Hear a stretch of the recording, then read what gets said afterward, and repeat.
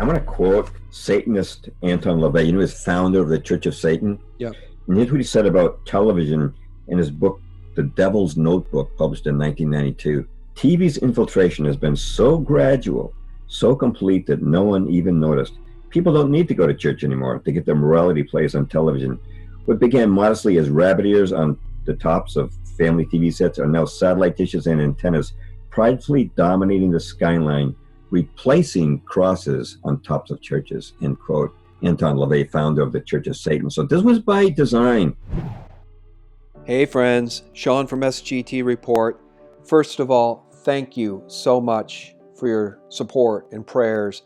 Had a family emergency, had to fly across the country, and if my audio is kind of crummy right now, it's because I'm in a hotel room. Everything is stabilized, and we just need to figure out how to get back in an efficient way, 1,700 miles back to home. But thank you so much for your prayers. As I've said so many times in the past, we're all in this mess together. Where we go one, we go all, and you guys really coming to my aid when I tweeted about my family emergency really means the world to me, so thank you so very much. And someday I'll tell that story. It's a powerful story to tell because so many of us struggle with family issues. Now, what I want to say about this interview with James Perloff is I have a full interview that I hope to post tomorrow. But this is just a teaser about Chapter 8, The Golden Age of Television. The interview is all about James Perloff's new book, which you can get right now on Amazon.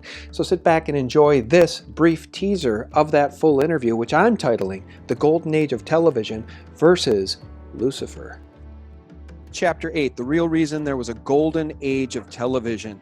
And here's an image of one of my favorite shows as a kid, Leave It to Beaver. I'm not that old, guys, but I did watch the reruns.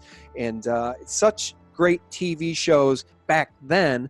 Let's talk about the golden age of television, because what we see today is the New World Order age of television with shows like Lucifer and the Santa Clarita Diet about cannibalism on Netflix. I mean, the shows these days, my God. To think of those shows being watched in the 50s by children, the shows they're making today, James, nobody would have ever dreamt would be even possible to broadcast in the 1950s and 60s. That's how far down the rabbit hole we've gone. But let's talk about the real reason there was a golden age of television. More propaganda, I bet, huh? Yeah.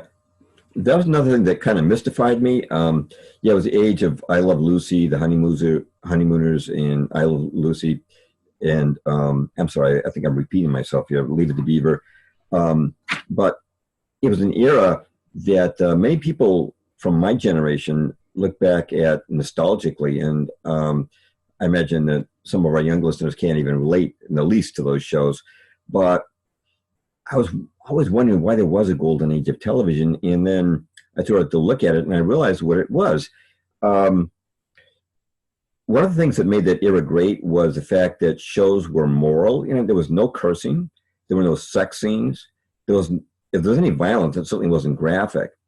And I finally realized that the reason for that was that they had to convince Americans to put televisions into their home. You know, if they had the content they had today, it never would have happened. I look back especially at the early 50s when, you know, people were just considering, should I really buy a TV set? And, you know, my wife, 2 or 3 years ago, she asked me what I wanted for Christmas. And I said, well, there's this old drama series called Studio One from the late 40s, early 50s. Show it to me. And I was amazed, Sean, at how much Christian content, I mean, openly Christian content there was in the early 50s.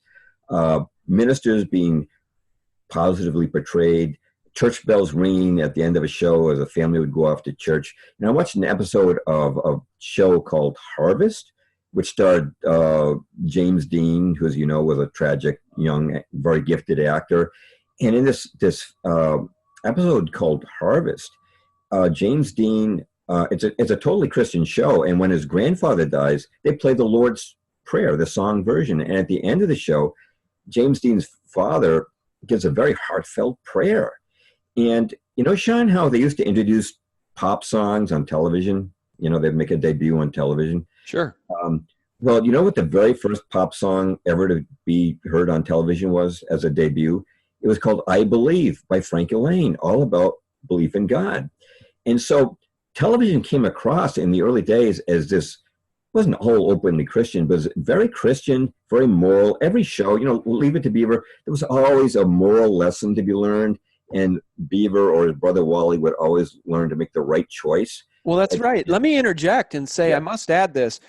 For anybody who's never watched the Andy Griffith Show, go and do that. Do yourself a favor and watch all of them. They're wonderful, and they're heartfelt, and they're moral, and it's always about good. It's not usually even about good versus bad. It's usually about helping people. It's usually a moral story about somebody who needs help, and Andy and his son, by the way, played by Richie Cunningham. What's the director's name? Ron Howard. Mhm. So Ron Howard was the little boy who plays Andy Griffith's son, and it's just a wonderful show. It's not the television they make anymore, folks, because they've, by the way, when you think of Leave It to Beaver, James, that would be considered hate speech today. A white nuclear family that stays together, a mother and a father who actually love and discipline their children. And, you couldn't have that on TV anymore. It would be considered bigotry. But anyway, I'll turn it back over to you. But folks, go catch the Andy Griffith Show. Watch that with your children. And how do you think they'd react to a show called Father Knows Best? Oh, yeah, exactly. But what happened, Sean, was I noticed a big change take place in television content in 1963. All of a sudden, the reruns of Father Knows Best were taken off, and Leave It to Beaver was stopped, and Toby Gillis. All of a sudden, you had this new era. It was mild, but to boil the frog, right? They started tweaking the content in 1963, and the reason for that was in 1963, television had reached saturation point. They were in virtually all the homes, over 90%. And at that point, they started to tweak the content. You had My Favorite Martian, which was about aliens, which we know are demonic, but it was a very cutesy alien. And you had Bewitched, which is a very cutesy witch, and I Dream of Jeannie, which was very cutesy magic. They boiled the frog until you've got it today, boiling the frog to the point of total Satanism.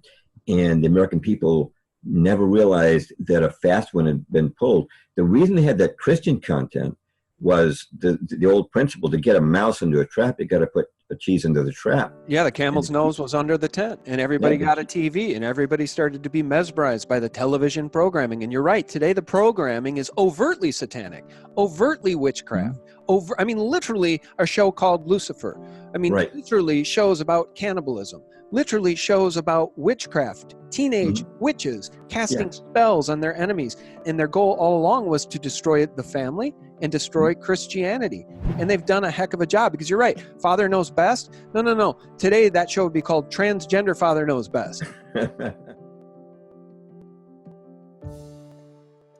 Here's what our number one objective needs to be, Sean. And this is critically important to our future. We need to stop 5G, and we need to stop geoengineering. If we do not stop 5G and geoengineering, it's over.